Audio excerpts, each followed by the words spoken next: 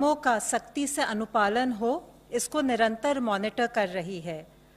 आर्थिक व्यवस्था को सुदृढ़ बनाने के लिए और नागरिकों को कुछ सुविधाएं प्रदान करने के लिए लॉकडाउन के दौरान कुछ गतिविधियों की अनुमति दी गई है। 26 अप्रैल तक देश में लगभग 80% से अधिक गेहूं की खेती की कटाई हो चुकी है। 2000 से अधिक मुख्य मंडियां यानी 80% मंडियों का संचालन प्रारंभ हो गया है। दाल और तिलहन की खरीद जारी है। किसान रथ ऐप ने कृषक और व्यापारियों के बीच लॉकडाउन के दौरान खरीद एवं बिक्री को सरल कर दिया है। 80,000 से अधिक कृषक और 70,000 से अधिक व्यापारी किसान रथ ऐप पर पंजीकृत हैं। मनरेगा के तहत भी कार्यों ने गति पाई है। वाटर कंजर्वेशन और इरिगेशन जैसे लार्ज कम्युनिटी असेट्स पर भी मनरेगा के तहत काम शुरू हो गया है और 2 करोड़ से ज्यादा श्रमिकों को रोजगार प्राप्त हुआ है। सर्वे के अनुसार लगभग 60% फूड प्रोसेसिंग यूनिट्स ऑपरेशनल हो गई हैं। स्पेशल इकोनॉमिक जोन्स में 2,825 इकाइयां और इसके अलावा 350 एक्सपोर्ट ओरिएंटेड यूनिट्स भी क्रियाशील हो चुकी हैं। ग्रामीण क्षेत्र में निर्माण कार्यों से, ईंट भट्टों के संचालन से और सड़क परियोजनाओं इत्यादि के प्रारंभ होने से स्थानीय और प्रवासी श्रमिकों को फिर से रोजगार मिल रहा है। ये आवश्यक है कि इन सब कार्यों को करते हुए हम सावधानी बरतें, राष्ट्रीय निर्देशों का पालन करें, जैसे सोशल डिस्टेंसिंग, मास्क पहनना तथा स्वच्छता नियमों का और हेल्थ प्रोटोकॉल्स का अनुपालन करना।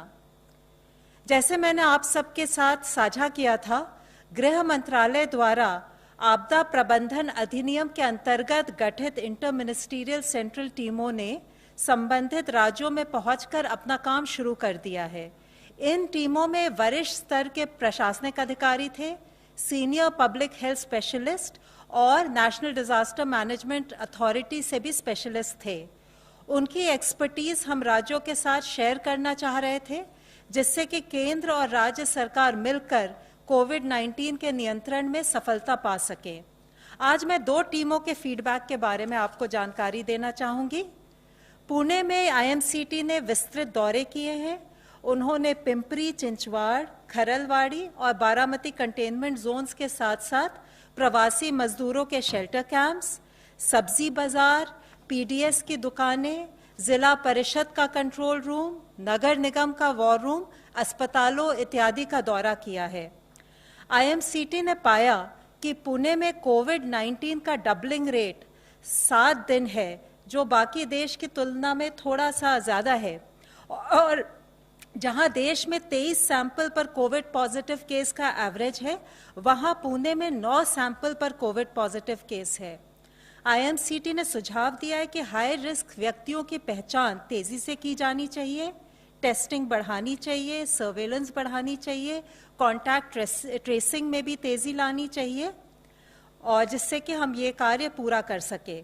स्लम्स में, बाजारों में और अन्य स्थानों पर जहां सोशल डिस्टेंसिंग का पालन ठीक से नहीं हो पा रहा है, वहां प्रोटोकॉल का सख्ती से पालन कराना जरूरी है। स्लम्स में होम क्वारंटाइन के स्थान पर इंस्टीट्यूशनल क्वारंटाइन को बढ़ावा देना जरूरी है। डॉक्टर्स और अन्य पैरामेडिक स्टाफ, पुलिस अधिकारी, आवश्यक वस्तुएं और सेवाएं उपलब्ध कराने वाले दुकानदार और फल सब्जी के विक्रेता में भी कई लोग के कोविड पॉजिटिव पाए गए हैं।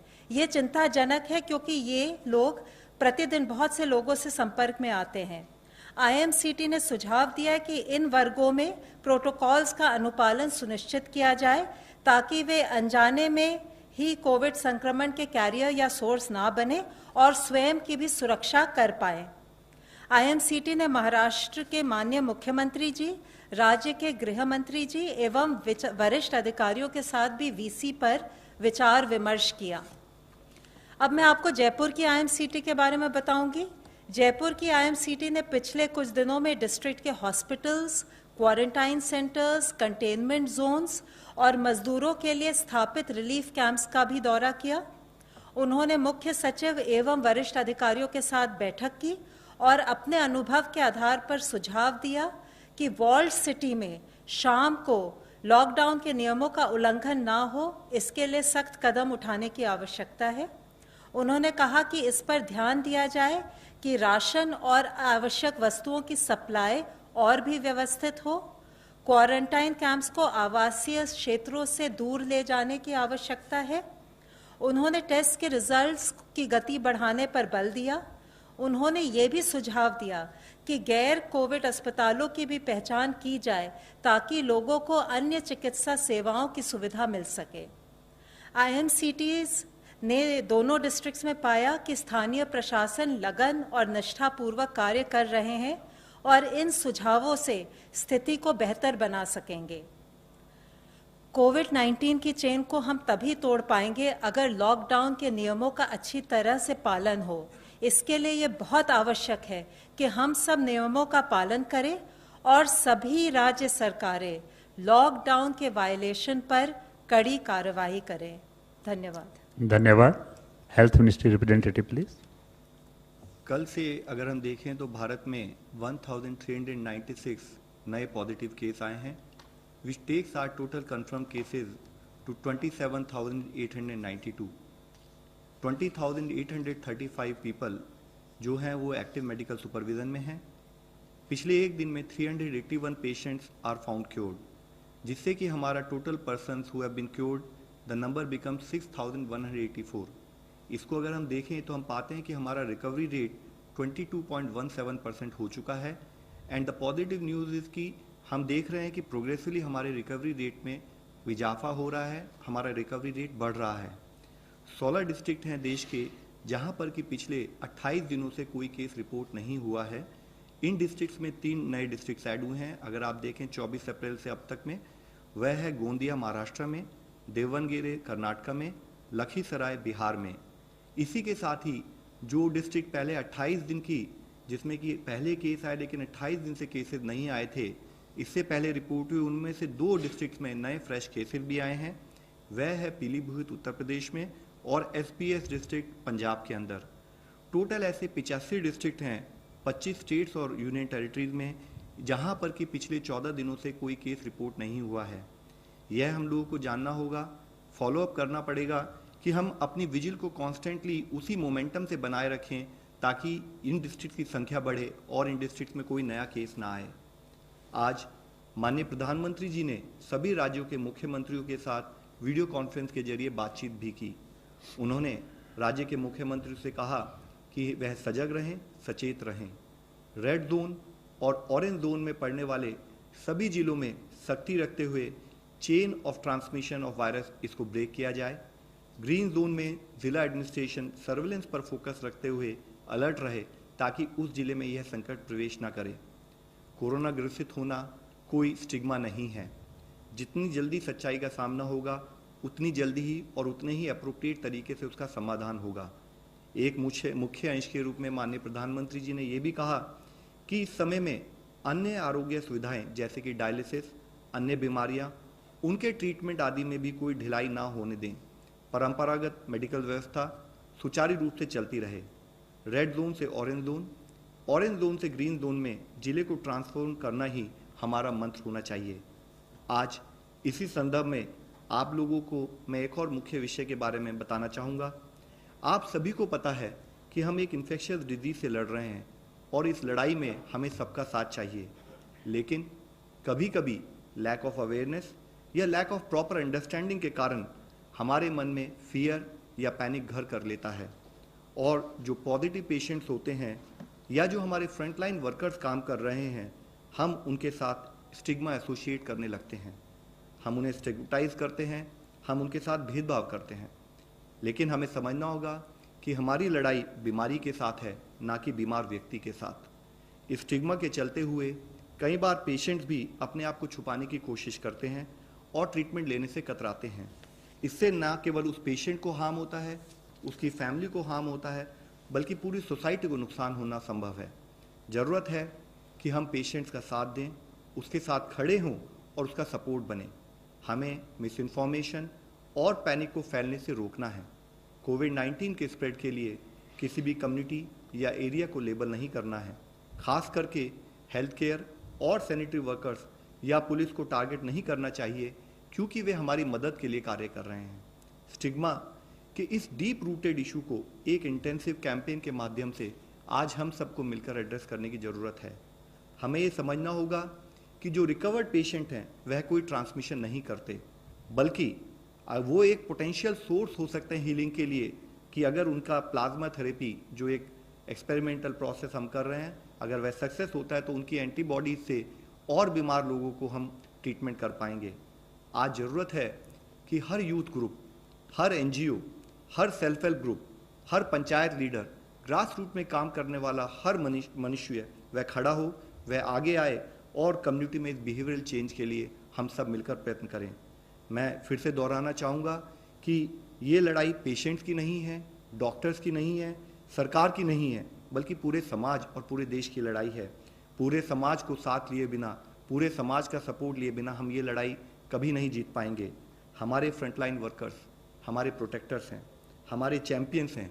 हमें उनके साथ भेदभाव नहीं करना है, तो क्योंकि नहीं तो फिर हमारी रक्षा कौन करेगा। इस निस्वार्थ रूप से जब वह हमारी सेवा करने के लिए अपनी जान को जोखिम में डालकर काम कर रहे हैं, तब ज़रूरत है कि हम उनके सपोर्ट के लिए खड़े हों। हम उनको, जैसे अब तक हमने जनता कर्फ्यू और अदरवाइज भी उनको हमने जिस तरह से सम्मान दिया है, वह सम्मान हमारा कंटिन्यू रहे। और इसी संदर्भ में मैं आप लोगों को दिखाना चाहूँगा कि कैसे हमारे जवान, चाहे वह पुलिस हो या अर्धसैनिक बल के जवान हो, कैसे वे अपनी जान को जोखिम में डालकर हमारी सुरक्षा कर रहे हैं। हम सभी को चाहिए कि हम उनका आभार व्यक्त करें, उन्हें उचित सम्मान दें।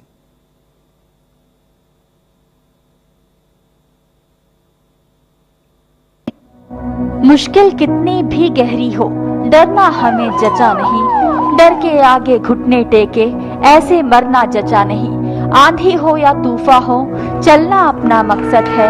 गहरा हो कितना भी अंधेरा, हमें ठहरना जचा नहीं। देश पर जब भी संकट के बादल घिरते हैं, देश के जवान एक सुरक्षा ढाल बनकर हर आपदा के सामने खड़े हो जाते हैं। ये शूरवीर कोविड-19 के खिलाफ जंग में भी अपनी जान की बाजी लगाकर भी अपना कर्तव्य पालन कर रहे हैं। चाहे क्वारंटाइन सेंटर्स के आसपास सुरक्षा के चाक चौबंद इंतजाम हो या लॉकडाउन का पूरी मुस्तैदी के साथ पालन कराना हो, अपना हर फर्ज पूरी शिद्दत के साथ ये कर्मवीर निभा रहे हैं। प्रधानमंत्री नरेंद्र मोदी के एक आह्वान पर सुरक्षा कर्मी, पुलिस के जवान, सेना और अर्धसैनिक बलों के जवान राष्ट्र सेवा में जुट गए। कोरोना संक्रमण से बचने के लिए मास्क की जरूरत हर जगह पड़ रही है। ये जनसेवक न केवल खुद मास्क मुहैया करा रहे हैं, बल्कि कई जगह तो खुद पुलिसकर्मी इन्हें बना रहे हैं।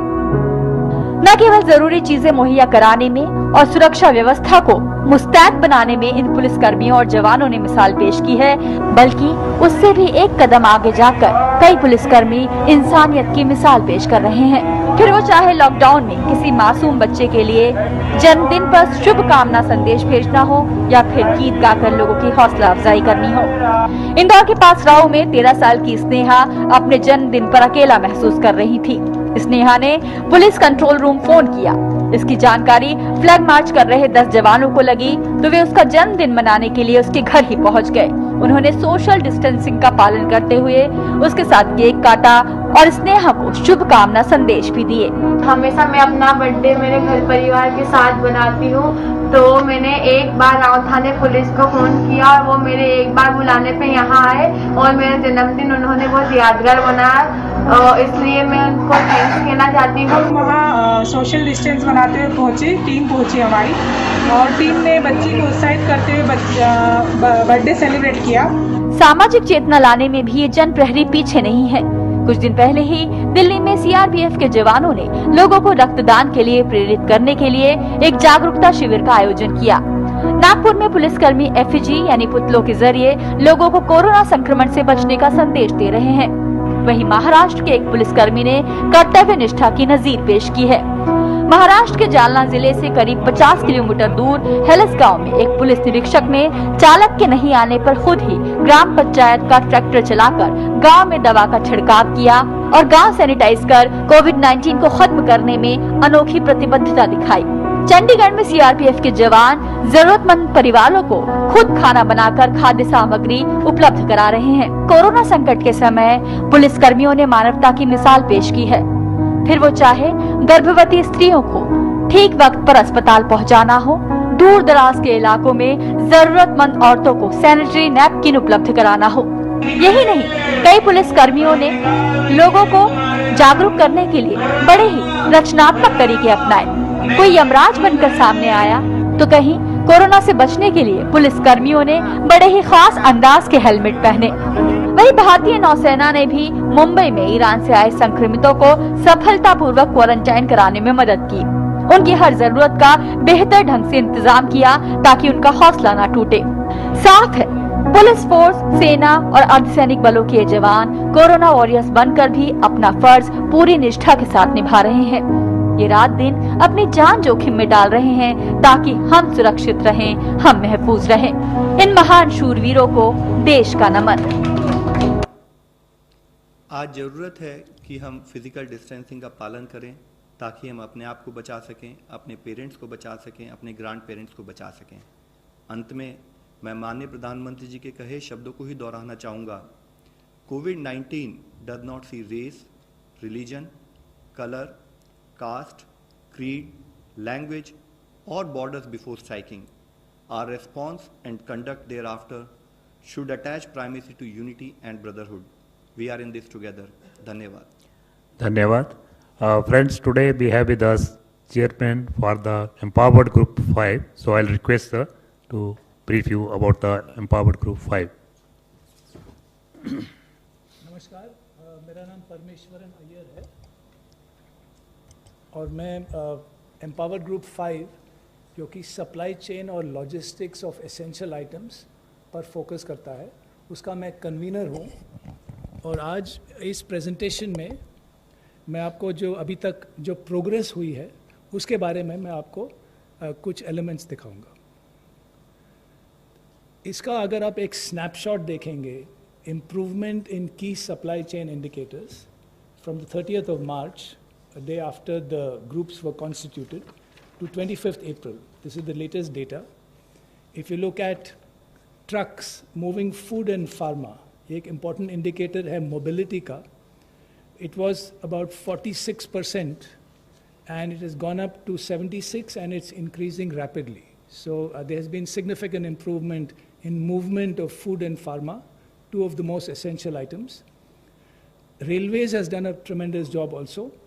और अगर आप रेक्स मूवमेंट देखेंगे, you will see it has gone up on this date. It was less earlier, from 67% on 30th March to almost 80%. It's closing at 76% as on 25th April. Ports, another critical junction point for logistics, imports, exports. Percentage of traffic handled by ports was at about 70% on 30th March. And in fact, it had gone up even higher, so it's fluctuating between 87 and 90%. So it's almost back to normal. On mandis, which are major places where trade of agricultural produce takes place, it was about 61% on 30th March, and it's almost 80% now. So this is giving you a snapshot of the significant progress made on essential supply chain items. This is just a quick snapshot of what does the empowered group focus on. हमारा जो group है, एक तो जो policy और implementation bottlenecks हैं उनको ease करना, ट्रबल शूट करना, और जितने भी लाइन डिपार्टमेंट्स हैं, चाहे वो रेलवेज हो, ports, traffic, mandis, food processing, we work very closely with them and the Ministry of Home Affairs. We also consult with stakeholders from outside, industry, food, pharma, transporters, wholesalers, retailers and mandis. We try to cover all the key stakeholders. उनसे हम consult करते हैं, उनके opinions लेते हैं, and then we factor that into recommendations which we make. Specific bottlenecks को troubleshoot करना. This is also very important. जैसे नासिक में the onion mandi had a problem when one person was tested positive. So we worked with Maharashtra government, with Agriculture Ministry, and then alternative arrangements were made. And then tracking की indicators जैसे मैंने अभी आपको दिखाया, और disseminating of best practices of supply warriors. अभी लव ने police के बारे में एक आपको अच्छा वीडियो दिखाया. There are a number of supply and corona warriors, चाहे वो पोस्टल डिपार्टमेंट के हों, ट्रक ड्राइवर्स हों, अनलोडर्स हों, ordinary people who are performing extraordinary work. उनके स्टोरीज हम शेयर करते हैं and other states listen and learn from those stories. These are some specific examples which have been done over this period to ease the supply chain of essential items. These are examples जो कि हम home ministry के साथ बहुत ही closely coordinate करते हैं.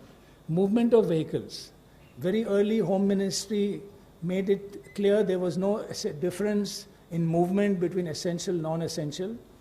दूसरा बहुत ही इंपॉर्टेंट स्टेप होम मिनिस्ट्री ने लिया था कि ट्रक ड्राइवर के लिए आपको केवल ड्राइविंग लाइसेंस दिखाना है. You don't need to show any pass. Plus, 2 others will be allowed. Empty trucks were also allowed because there was some issue initially कि empty truck लौट रहा है, is there a problem? That was also allowed. Movement of workers and truck drivers. This was a major issue in the initial days. So movement of labor to and from residence is allowed with a pass. And railway, airport, seaport and customs can issue passes themselves in consultation with the local authorities. So these have been progressively relaxed, and despite the lockdown, all these are examples of specific relaxations which have enabled the supply chain and logistics sector. Distribution and availability of food. So farming operations have of course allowed, including rabi harvesting. Post 20th April, as you can see, as per the guidelines issued by MHA, again the supply chain was supported through softer elements. Dhabas are now functioning, repair shops for truck drivers, and of course operation of mandis, which is a very important part of for the farmers to sell their produce, and manufacturing units. In fact, the entire manufacturing supply value chain, chahe wo manufacturing ho, distribution ho, packaging ho, and all ancillary activities. So the forward and backward industry linkages were operationalized. Food processing specifically, particularly in relation to the farmers, and packaging unit operations were also allowed. So progressively, despite the lockdown conditions, the supply chain started increasing very consistently and has made good progress. These are some examples of which government institutions who are working round the clock to make essentials accessible to all. As all of you know, Honorable Prime Minister also mentioned many of these in his Mann Ki Baat address on Sunday. You take parcel trains by the railways. This has been a very, very successful operation at great effort by the railways. So 109 timetable parcel trains over 58 routes are running by the railways. They're carrying more than 400 rakes day and night, carrying food grains and other essential items. The IRCTC is serving 2.5 lakh meals, and they are willing to take this up even further across all 4 railway zones. 392 Lifeline Udan flights by the airlines are carrying 700 plus metric tons of essential cargo operated till date, and this is continuing. They are operating nationally and internationally for the supply chain. Medicines, 100 plus metric tons of medicines have been delivered by India Post. They're also taking food packets, and payment and DBT worth over 730 crores have been made by India Post. These are only some of the examples which many of the institutions are carrying out, but there's been a phenomenal effort at all levels of the supply chain operation. और ये हमारे जो stories from the ground हैं, उनके कुछ examples.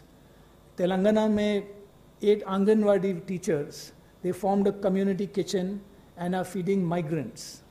There's a huge effort going on feeding the migrant workers. I'll come to that in my next slide. If you look at Jharkhand, a state livelihood promotion society is ensuring the supply of fresh vegetables to doorstep.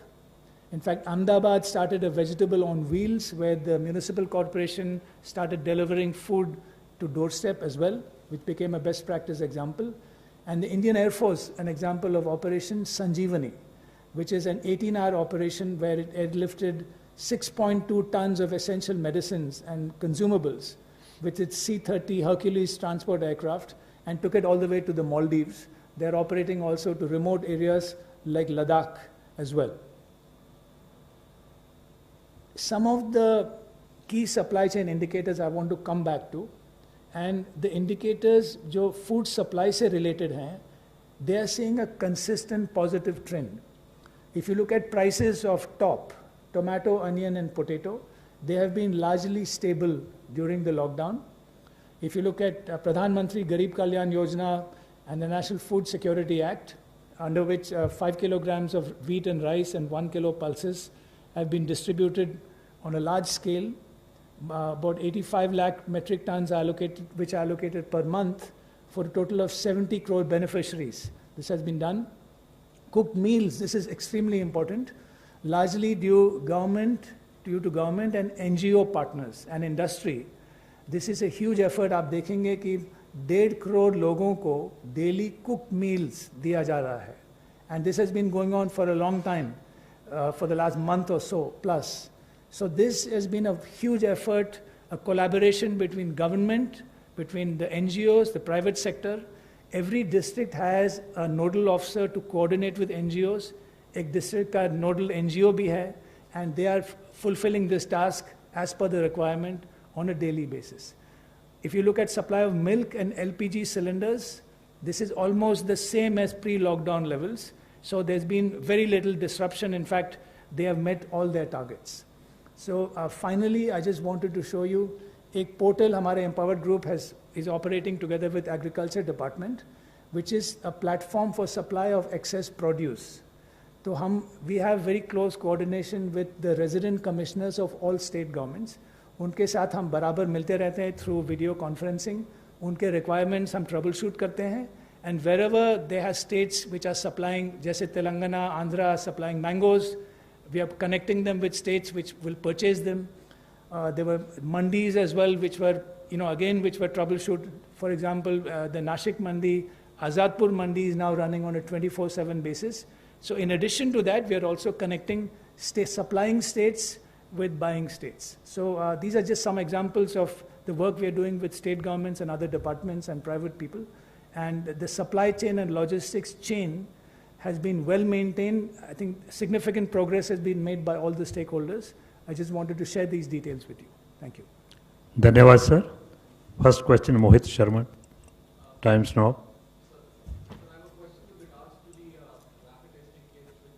Seems to have come up. It very categorically focuses on how there have been some apprehensions. Mohit, just I'll add here. Sir.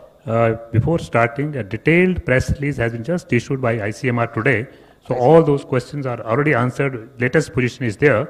So if there is anything for Mr.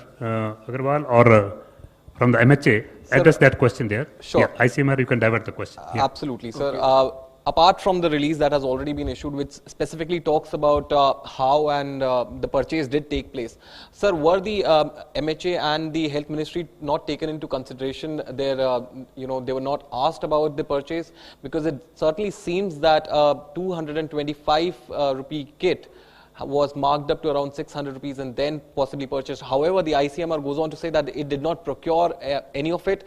The money has not changed hands, but yet how did this happen?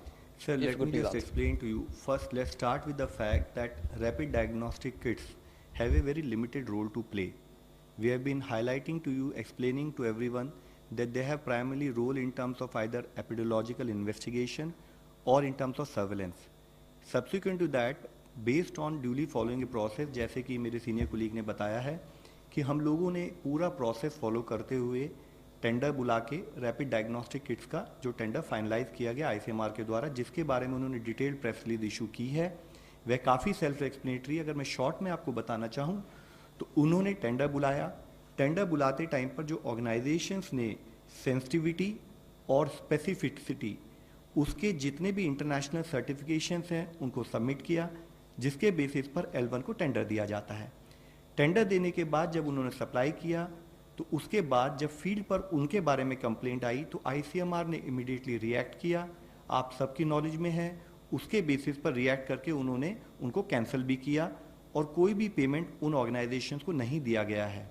मुख्यतः जो हमें समझने वाली बात है कि हमारा effort है कि जो भी किट फील्ड में आए, अगर हम उनको लाते हैं तो कोई ऑर्गेनाइजेशन अगर हमारे को गलत डेटा देता है और फील्ड में वह उसके हिसाब से काम नहीं करता है तो उसके ऊपर रिक्वायर्ड एक्शन लिया जा चुका है। online question. What is the plan to ensure the well-being of non-COVID patients dealing with other illnesses? Has the government decided on keeping a percentage of hospitals only for non-COVID patients, as people cannot depend on video calls for all consultations? So it is a very important issue. We have already brought to your notice that as far as infection prevention management is concerned, we should have dedicated COVID hospital, ताकि हमारे health कर्मी जो उनको treat कर रहे हैं उनको हम ढंग से ऑर्गेनाइज कर सके, इन्फेक्शन ना फैले। उसके अलावा जितनी हेल्थ फैसिलिटीज़ हैं उनमें चाहे वो मैटरनल चाइल्ड हेल्थ सर्विसेज हों, चाहे वे टीबी का पेशेंट हो, चाहे कैंसर के पेशेंट हों, चाहे डायलिसिस के पेशेंट हों, और इसी तरीके से चाहे वह हमारी इम्यूनाइजेशन से रिलेटेड सर्विसेज हों, वह उसी तरह से सुचारू रूप से चलती रहें। जो नॉन कोविड हॉस्पिटल्स में वह सर्विसेज प्रोवाइड की जाएं। एडिशनैलिटी के रूप में टेलीमेडिसिन सर्विसेज, क्योंकि हम लॉकडाउन की स्थिति में भी हैं, कुछ हमारे मूवमेंट रेस्ट्रिक्शंस हैं, तो अगर कोई नॉर्मल सर्विसेज के लिए पेशेंट कोई डिटेल्स चाहता है तो वह टेलीमेडिसिन की सर्विस का भी उपयोग कर ले। तो हमारी तरफ से क्लियर गाइडलाइंस हैं, क्लियर इंस्ट्रक्शंस हैं। स्टेट्स के साथ हमने उनको बताया है कि हमारी except for Covid dedicated hospital, बाकी सारे हॉस्पिटल में हमारी सर्विसेज सुचारू रूप से जनता को प्रोवाइड की जाएं। नतेंद्र सिंह, दूरदर्शन। सर, महाराष्ट्र में खास तौर पे मुंबई और बाकी दूसरा जो राज्य है गुजरात में इतने केसेस हैं, और क्या वजह है कितने केसेस हैं और वो कंट्रोल होने का नाम नहीं ले रहा, जबकि 1 महीने लॉकडाउन के हो चुके हैं? सर देखिए, महाराष्ट्र में जैसे आप मुंबई का नाम लें या पुणे का लें, तो these are very densely populated areas, और इम्पॉर्टेंट है कि जैसे ही हमें कोई केस मिले तो हमारी अपनी कंटेनमेंट स्ट्रैटेजीज के हिसाब से, चाहे वह क्लस्टर हो या आउटब्रेक हो, उसके हिसाब से हम प्रॉपरली कंटेनमेंट जोन में सफिशिएंट मैन पावर लगाएं, सफिशिएंट हेल्थ स्टाफ को वहाँ भेजते हुए घर से घर में सर्वे करें, और जितने भी सिम्टोमेटिक या हाई रिस्क पर्सन हैं उनको आइडेंटिफाई करें। जितने भी हमारे एक्यूट रेस्पिरेटरी इलनेसेस हैं या उससे लिंक्ड इन्फ्लुएंजा लिंक्ड इलनेसेस, उनके केसेस को आइडेंटिफाई करें, उनको सर्विसेज प्रोवाइड करें। आप समझ सकते हैं कि जितने भी एरिया में जहाँ पॉपुलेशन डेंसिटी बहुत हाई है, वहाँ उसी लेवल का चैलेंज बढ़ जाता है। स्टेट गवर्नमेंट के साथ कोऑर्डिनेट करते हुए, बल्कि जैसे कि हम लोगों ने इससे पहले भी बातचीत की है कि हमारी 3 सेंट्रल टीम्स वहाँ गई, और उन टीम्स ने स्टेट गवर्नमेंट के हाईएस्ट लेवल पे डिस्कशन करते हुए कि क्या हमारे को प्रोसेसेस इन प्लेस करने हैं कि ताकि हम उन एरियाज को भी कंट्रोल कर सकें, और उसके कुछ रिजल्ट पॉजिटिव हमारे सामने आने भी शुरू हुए हैं।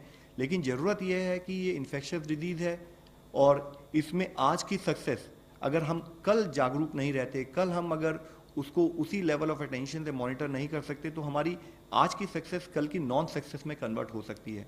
तो ज़रूरत है कि हम उसी लेवल की एनर्जी, मोमेंटम और उसी लेवल के फोकस के साथ उन एरियाज में काम करते रहें।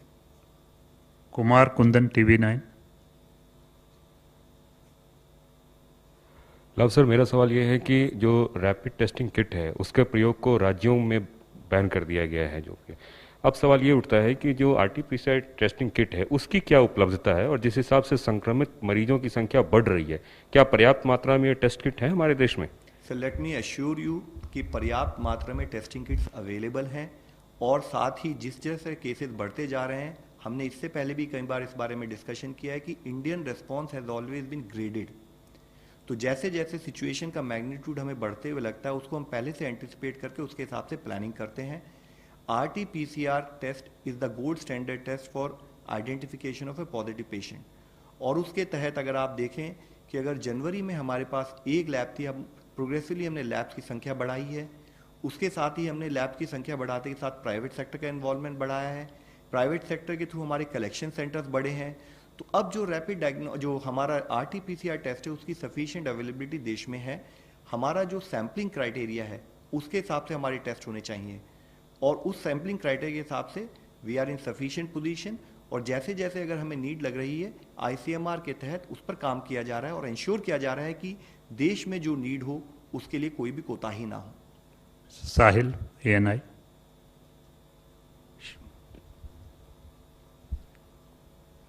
So my question is for Love sir. It's related to RT-PCR only. So what is the present status of RT-PCR? How much do we have in hand? And when will we get the newer kits? And sir, will there be any change in the testing strategy as well? if you can reply. तो sir इसके बारे में मैंने अभी आपको detail में response दिया कि जितनी किट्स देश में ज़रूरत है, जैसे कि हमारे आईसीएमआर के कुलीग इससे पहले भी आकर आपको बताते रहे हैं कि अगर हमारी एक्स कैपेसिटी है पर डे करने की इन terms of lab and Regents, उसका भी हम एक 100% यूज़ नहीं कर पा रहे हैं, तो जो हमारे आईसीएमआर के लेवल पर sufficient amount of kits are available as far as RT-PCR test is concern. Not only sufficient amount of kits are available, we have also parallelly ensured geographical adequacy, क्योंकि बहुत जरूरी है कि जो केस जिस area में आ रहा है ताकि हम उसको जल्दी टेस्ट कर सकें, उसके लिए जोग्राफिकली डिस्पर्स लोकेशन पर भी हमारी लैब्स की और कलेक्शन सेंटर की अवेलेबिलिटी, उस पर भी हमने काम किया है. Last question, Pranay Upadhyay, ABP news. Sir, एक तो क्लैरिफिकेशन आपसे कि अगर आप कहते हैं कि पर्याप्त मात्रा में आरटीपीसीआर टेस्ट किट उपलब्ध हैं, तो किस टेस्टिंग क्राइटेरिया को आप ले रहे हैं, यानी प्रतिदिन कितने टेस्ट का अनुमान लेते हैं जिसमें आप ये आधार पर कह रहे हैं कि टेस्टिंग किट पर्याप्त है. दूसरा सवाल ये कि जो टेस्टिंग किट्स आप खरीद रहे हैं और करीब 45 लाख रैपिड टेस्टिंग किट्स और आ रही हैं और 25 लाख जो है वो कॉम्बो आरटीपीसीआर टेस्ट आप किट और खरीद रहे हैं ग्लोबल टेंडर से, तो उसमें ऐसी स्थिति ना आए कि इंपोर्टर और डिस्ट्रीब्यूटर के बीच का जो झगड़ा हाईकोर्ट में सामने आया, वैसी स्थिति ना हो, उसे अवॉइड करने के लिए या इंडियन मिशंस के थ्रू या जो direct government to government buying है, क्या उस रास्ते को एक्सप्लोर किया जा रहा है, कि ये लेसन लर्न्स क्या है इस घटना के बाद के आपके? तो सर, जैसे मैंने आपको पर्याप्त के बारे में बताया है, क्योंकि मेरे आईसीएमआर के कुलीग इस समय मेरे साथ नहीं, तो मैं एग्जैक्ट फिगर अगर मैं दूं तो आपको या तो एग्जैक्ट फिगर दूं या मैं आपको ये एश्योर कर सकता हूं कि जिससे कि हम हर बार डिस्कस करते हैं कि जितनी हमारी रिक्वायरमेंट है as a graded approach India में, उसके पहले ही सफिशिएंट ऑर्डर देकर उसको इंश्योर किया गया है. और इन टर्म्स ऑफ कि कब हम बोलते हैं सफिशिएंट है, तो उसको दो पैरामीटर्स हैं. एक तो ये है कि क्या हमारे पास sufficient number of labs with sufficient number of kits available है, एंड हम अपने जो क्राइटेरिया फॉर सैम्पलिंग है उसके तहत क्या हम सारे सैंपल्स कलेक्ट कर रहे हैं. तो अगर आप देखें, हम लोगों ने कई बार इस बारे में बात की है कि जो हमारे सैम्पलिंग क्राइटेरिया के हिसाब से जिन जिन के सैम्पलिंग होनी है, उसके लिए आज भी जो हमारी कैपेसिटी है हम उसको 100% यूज़ करे बिना सारे सैंपल्स को टेस्ट कर पा रहे हैं. तो this I would like to request you, if you want 100% exact figures, we would provide you all the figures through इस ICMR, but let me assure you कि there is no dearth in terms of planning and organisation of testing kits across the country. Second issue जो आपने बताया है कि देखिए, tender का एक बड़ा डिफाइंड प्रोसेस होता है. उस प्रोसेस में जो भी ऑर्गेनाइजेशंस होते हैं वो अपने इंटरनेशनल या नेशनल सर्टिफिकेशंस प्रोड्यूस करते हैं. उसके बेसिस पर, टेक्निकल इवैल्यूएशन के बेसिस पर हमने कोई टेंडर फाइनल किया. उस टेंडर को फाइनल करने के बाद किसी भी कारण से अगर उस ऑर्गेनाइजेशन से जो प्रोडक्ट फॉल्टी आएगा, तो obviously as you are aware, तो as per the tender conditions उसके अंतर्गत उस पर हम कार्य करते हैं, उसका पेमेंट नहीं होता है. उस तरह की लर्निंग्स को इनकॉर्पोरेट करते हुए हम हमेशा इंश्योर करते हैं कि कोई भी किसी भी समय के इस टाइप की प्रॉब्लम हमारे को फेस ना करनी पड़े. Thank you friends, thank you very much.